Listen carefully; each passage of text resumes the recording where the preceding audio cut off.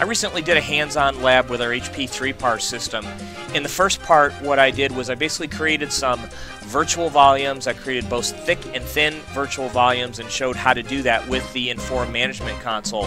Today what I want to do is focus on the zero detect feature that comes through the ASICs that's in the HP 3-par array.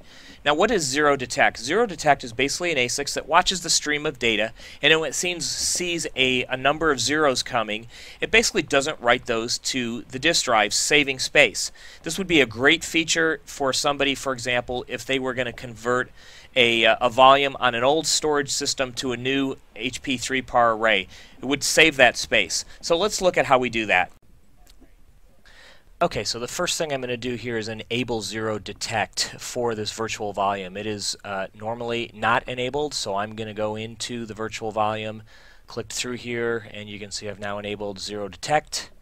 Click next, and here's a summary of that virtual volume, which is again a thin provisioned virtual volume that now has zero detect turned on. Okay, so now I have that turned on. I'm going to speed up the video here a little bit because what I need to do now is make this virtual volume visible to my Windows-based host that I'm using in this hands-on demo. So I'm going to go through that process now, going into the Windows Management Console, and I'm going to basically make this virtual volume visible to the OS. You can see there it is, disk 1, 10 gigabytes, and now I'm going to go into the simple Volume Manager wizard and make this my E drive within this demo. So from now on in the demo you'll see the E drive, and that will be this this virtual volume that we've got attached to my host from a 3-par perspective. Okay, so there you can see it again. Now what I want to do is take a file that is all zeros, and I'm going to copy it to my E drive. So here's the file. And again, this is just basically a 2 gig in size, all zeros, and I'm going to copy it to basically replicate, what happens when zero detect sees a thick volume that's just full of a bunch of zeros. So we'll just let this copy, and we'll watch what happens here. So first of all, let's look at an OS perspective. The copy's done, so let's look at the properties of the E drive, and you can see there's a 2 gigabyte file as far as the OS is concerned. But let's go back into the Inform Management Console, and you can see it's basically saying no space has been used. So no space has been allocated because it used the zero detect to condense that space and not actually write it to the disk. Now I'm going to go back into this virtual volume. I'm going to turn off zero detect, use the same process I used before. Frankly, this probably would have showed better in the demo if I'd have done this in the opposite order, show you the zero detect off first and then go back and copy a second file with zero detect turned on. But I think you'll still get the idea here. So now we're going to do a copy of a second file of all zeros to my E drive with the zero detect turned off, and now we'll see the effect that has. So I'm going to paste the file, and now that's kicked off. Now what I would expect is that from an OS perspective it's going to see now I have about 4 gigabytes consumed. So it's copying the file, and you can see on the Inform Management Console you can see that I've now consumed some space.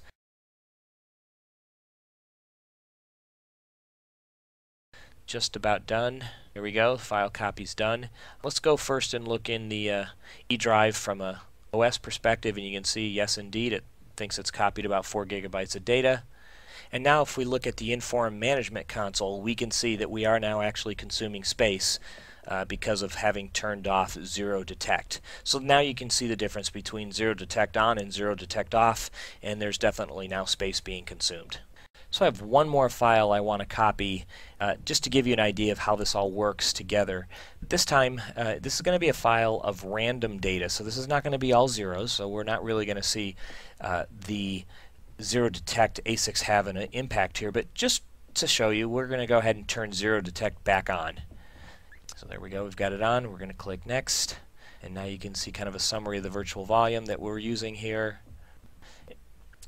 and we'll go into our drive that has the files that I'm using for this lab to copy from. There it is. And there you can see the random data file. It's 2 gig in size. And again, opposed to the other two that I've copied to this point, those other two were all zeros. This one is a random data set. So I'm going to copy that file. There you go, the copy's kicked off. So one thing that might be worth just mentioning briefly as this copy happens is that an advantage that 3PAR has within a VMware environment is around this zero detect. VMware recommends you use something called eager zero thick VMDKs, and that basically means that we write all zeros in a VMware VMDK to basically zero out the VMDK before you use it. Hopefully you can see very quickly that with all zeros and with our zero detect turns on, this makes these VMDKs in a VMware environment using eager zero thick very, very efficient. So now you can see that file copy has completed. From an OS perspective, we've used consume 6 gigabytes of data from an OS perspective. So if you're a math whiz, you may be looking at the amount of reserve space and user space here and be thinking that this doesn't quite add up. Well, here's what's going on. We don't pre-allocate space with the 3PAR array. What's happening is the system is autonomically adapting to the fact that we are writing a lot of data in a very short amount of time. So it's going out and grabbing space that it thinks it's going to need given the kind of behavior it's seeing. So this is the autonomic nature of the 3PAR system. It's kind of what you would expect an autonomic system to do. Do one more thing here. What we're going to do is we're going to delete these 3 data files. And I want to show you how we might recover this data. Now, I'm obviously in a Windows environment, so to be able to reclaim capacity in a Windows environment, there's a couple ways you can do that. And there you can see I've got zero space on my E drive. But as you see, I go back here, I haven't actually reclaimed that space from a virtual volume standpoint. So again, in a Windows environment, there's a couple ways of doing that. There's utilities like Semantic Storage Foundation that has the capability to go do a SCSI command called write same, which will put zeros out on the drive and basically reclaim that space as being empty.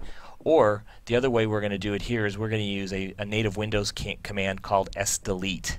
So sdelete basically does the same thing. It goes out and reclaims the capacity by writing zeros in the free space of the file system, and sdelete is a tool that we'll use to do that with. So there, sdelete is kicked off, and you'll watch the what happens here with the amount of space being consumed. Now what I'm going to do is I'm going to skip forward in the process. This took about 2 minutes to run the sdelete command, but you see now I've kind of condensed that and it's finished. And as you can see over on the 3PAR management interface, you can see that we now have recovered all that space and we're down to 0 space used. So hopefully if you found this demo useful, if you want to learn more about HP 3PAR, go to www.hp.go/3PAR. You can find me on Twitter as HP Storage Guy.